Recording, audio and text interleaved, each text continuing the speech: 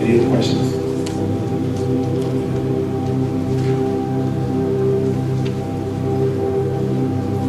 So y'all understand what I'm talking?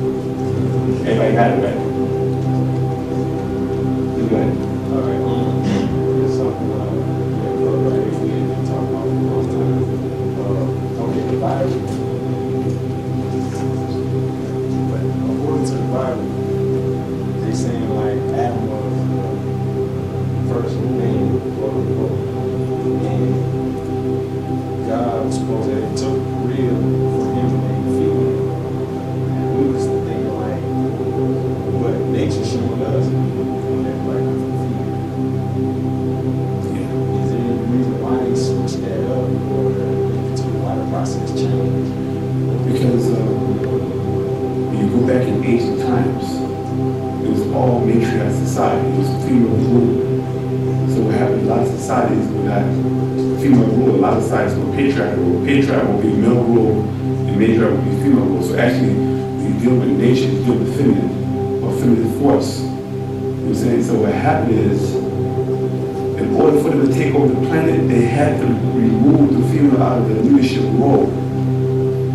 In order for them to conquer certain portions of the planet, because if you go further, you go back into ancient teachings or ancient cultures, you realize that the women ruled and made decisions on everything.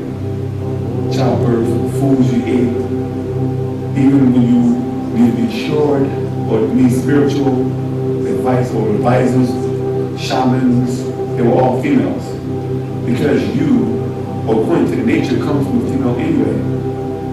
Because Adam was the first man, like our master teacher Parmesan was taught. He said that, why did he have a belly button?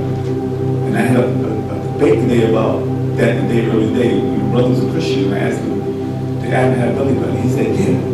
Then he said, no. Then I said, what about Eve? He said, no, she didn't either. So then I asked you, why did you got a belly button? He said, he got it from his mother. I said, so it's in the genes, like our teacher said, it's genetic.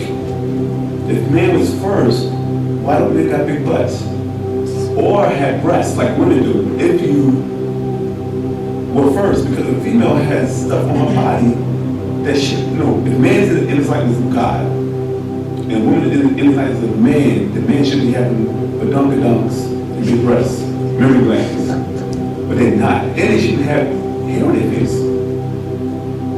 Or, if that's the other way around, women should have beards too. And they should have oversized clitoris, which you call penises, because the word penis is the Greek word for tail. And with the word clitoris, it means to close in, so you know why it's closed in. It's so small that the woman's outer lips will cover it up and you can't see it. But if it's dangling, they said penis, tail. So you're talking about the same organ, but they put different names on it to make it seem like it's a difference.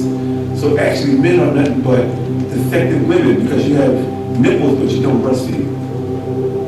You have a long line to go down the shaft of your penis to your anal, and you don't know what that's for, but it's actually where the vagina is at. And your ovaries are on the outside, as opposed to the inside. So they can change it. Well, you got ovaries, those are testicles.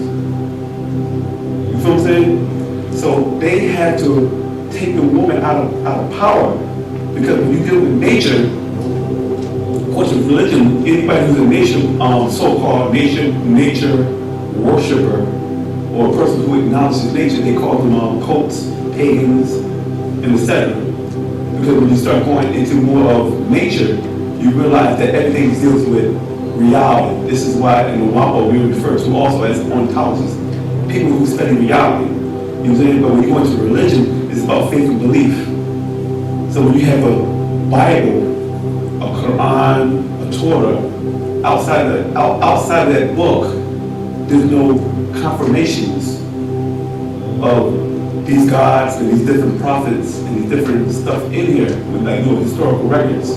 But when you go into the places that the Bible, the Quran, the Torah mentions, like Rome, Greece, Babylon, Egypt, these people are very thorough in their records, and everybody knows that. You can't say that, they know how to break down how much rain or how many people or census and how many people live on the planet, inside this particular area, a city or state or country, but all of a sudden they don't remember them taking Israelites as bondage. But they have records of them enslaving Africans and Chinese and different races that they went and conquered. And they have records that all of a sudden these Israelites are not on their records. So this is why this rib, how does it, listen to it. A woman was created from a rib. But she has a big butt. She's voluptuous. She walks sensuous from a rib, a bone. It's a very powerful bone. You know what I'm saying? Because everything that we love about women, the way they smell, the way they feel, the way they act, we do everything for them. But you're talking about a bone. And I remember in the old days, in the Ansar days, when we were Ansar, Papa said, you know, when we was in the patriotic stages of religion, of the many schools that we traveled and walked through, Papa said, you know, when she kept a crooked bone. If you try to straighten it, it will break. And if you leave it alone, stay crooked, it'll stay crooked. But if you take care of it, then you have to nurture it. That's religion. You know what I'm saying? Because when you were born, male or female, you were taken care of by your mother. Your mother fed you, she bathed you, she put clothes on your back. Everything that you needed, you depended on her. You, as a child, and anyone who has children knows that when you walk away from your child, what's the purpose of your child does? They follow you. You are their leader, you are their closest thing to God. Then when they get older, you overpower their intellect or their intelligence of facts. They deal with facts. They know that you feed me, you take care of me, you are my sustainer, you are my provider. Then all of a sudden you get older and your mom says, well, I didn't do that for you. And you know what you do that for me? God did that for you. And you be like, who's God? Oh, he's the creator of our universe. Oh, where did he come from? Oh, he came from nowhere. He's not Alpha and Omega. He was self-created. And you be looking like, and you have to have faith in him. But how did he get self-created? This is the question that you had. Everyone asked these questions or thought about these questions when you were being introduced and indoctrinated by the various religions, because your whole thing is like, you were an ontologist, you were born an ontologist. You dealt with reality. Because when a baby cries, it says, I want water, I want food, I want attention, I poo-poo with myself. Because when your baby cries, you be like, check and see if the baby in the right ways. You always gotta check to see, okay, why are they crying? As men, we didn't care, we didn't handle it. You know what I'm saying? But the woman said, well, something's wrong, or they might have hurt themselves, but there's a reason why they're crying. So they're talking, this is the way they communicate to their mothers. They say, I need you to take care of me. And they had different things that a woman would say, let me find out what's wrong so I can take care of that. So the baby's already an ontologist, it deals with reality. It's not saying, God, I pee on myself, God, I'm hungry, God, this help. You know, it's not doing that. But you overpower that child and you start introducing your children to the spell of Leviathan by telling them that I don't take credit for none of the stuff I did for you. I give it to God. When you wake up in the morning, God will wake you up. So when someone knocks you out, who's gonna wake you up? You know what I'm saying? The God, you got cold too. People in comas for years are trying to say that we're waiting for God. Some people actually dies in coma states where they say we gotta pull the plug. How come God didn't wake them up? He said each one of God woke up. So why are these people not being woken? You know what I'm saying? So they had to bring in the patriarch society because our women was like, what did I need you for? The white man, with his little Greek hair and his little Greek outfits and his tutus and sandals and stuff coming in and try to look all, try to bedazzle a black woman. She's like, first of all, you're too small. You look sick.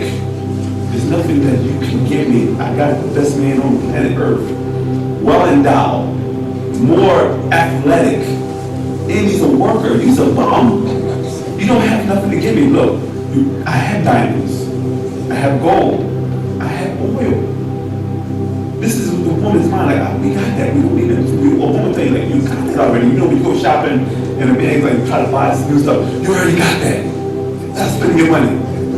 How much junk you gonna keep collecting? You know how they already know better. They have your whole wardrobe inventory. And you buy something new, like, oh, you bought another outfit? You got new shoes? You already got 20, they got everything down to T, like every day. You're not even supposed to have anything extra.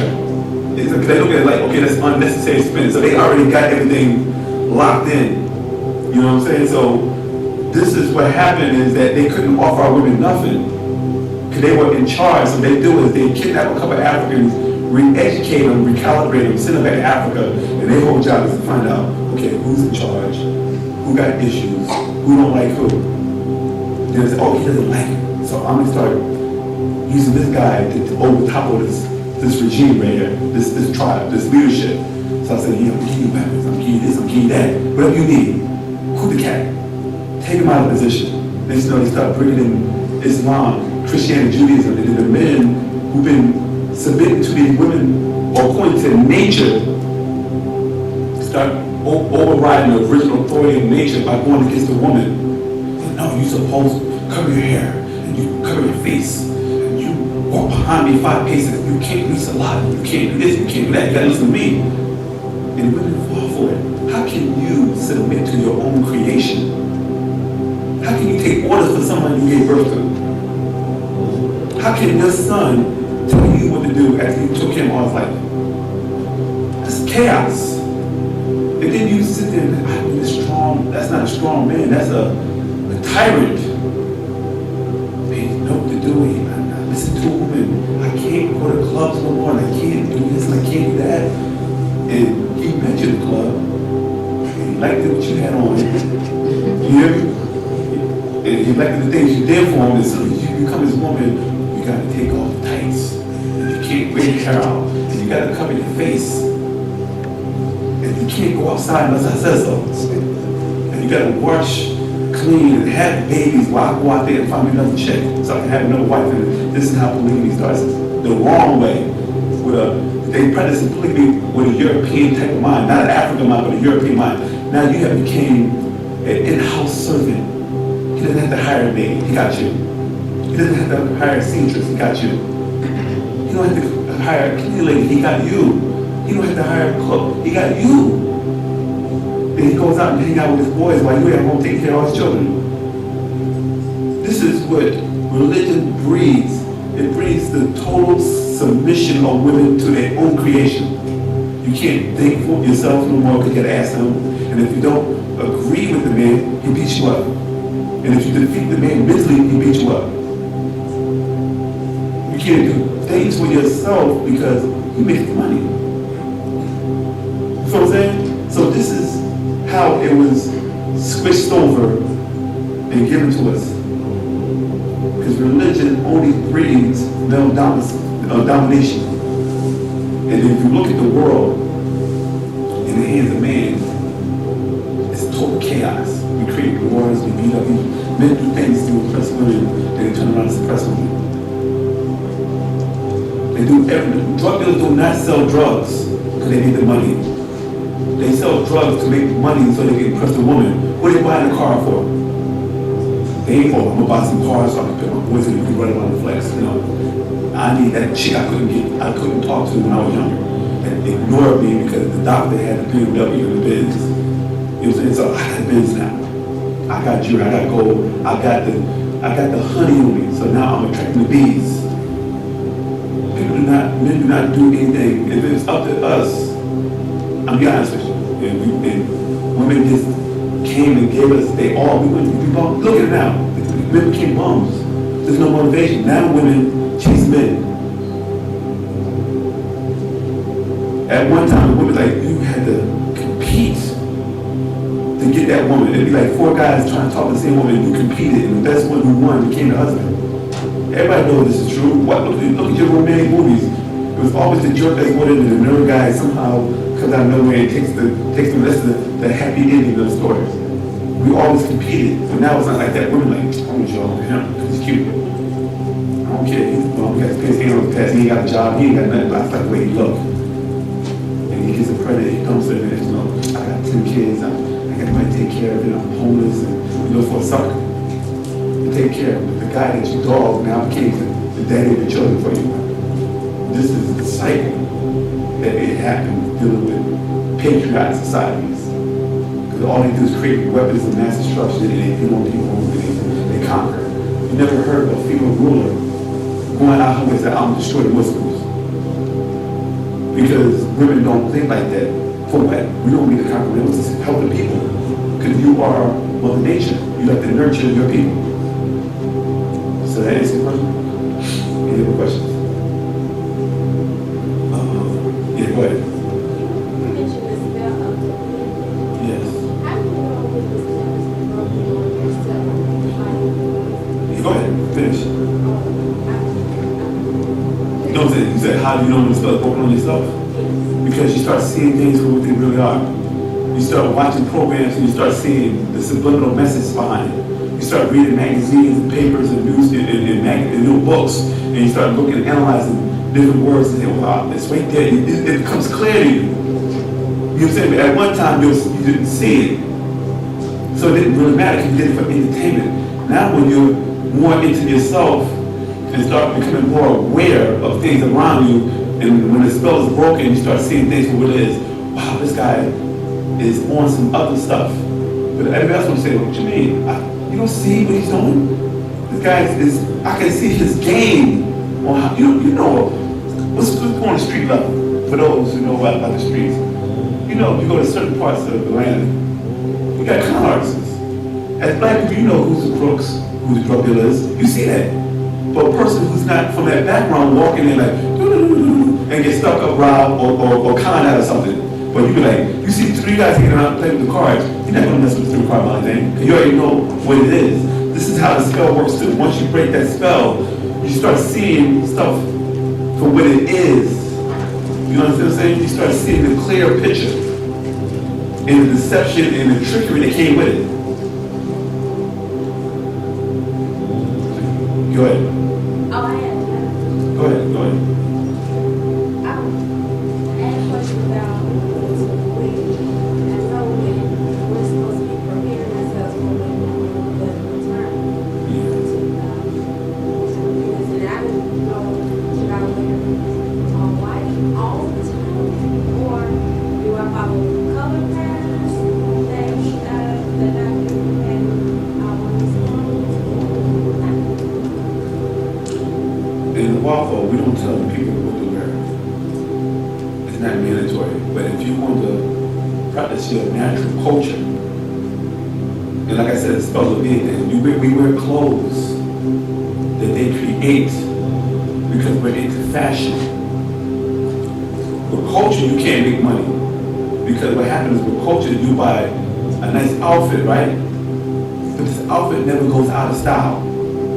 So they can't, not us, but they can't make any more money off you after they sold you that one outfit. You're like, wow, you know what, this is good for me. You may have a certain amount of outfits that's cultural, but they never go out of style. So what happened is he had to create a thing called fashion. So at a certain amount of months, oh, it's out of style. Who told you that? Why is it out of style? Oh, because nobody else is accepting it no more. Oh, that's old. According to who? When you wear African garb, they can't say it's old because it's traditional, it's culture. You know what I'm saying? And you actually save money. But we get caught up in Gucci, Louis Vuitton, Versace, Juicy Couture, Chanel. You feel me? I don't even know Coco Chanel. Never met her. I don't know Versace. And I don't know Louis Vuitton. These are all Italian designers back in the early century of the 21st century. Or 20th century. You know what I'm saying? These guys made big money selling luxurious or luxury line fashion. And we got caught up in it because it became to the point that you didn't have this, you had no status. So we got caught up in their status. So we became black Caucasians here in America because we wear their clothes. We put on their perfumes. We put on Paris Hilton, Kim Kardashian, hoes. You put on whole scents. And then you walk, and then you put on the hairstyle of the Caucasian. And then you walk around and say, I'm proud to be black. when Michael starts to I'm a black man. And I look at him, I'm like, dude, there's nothing black about you no more. At the Thriller, then he went to another direction.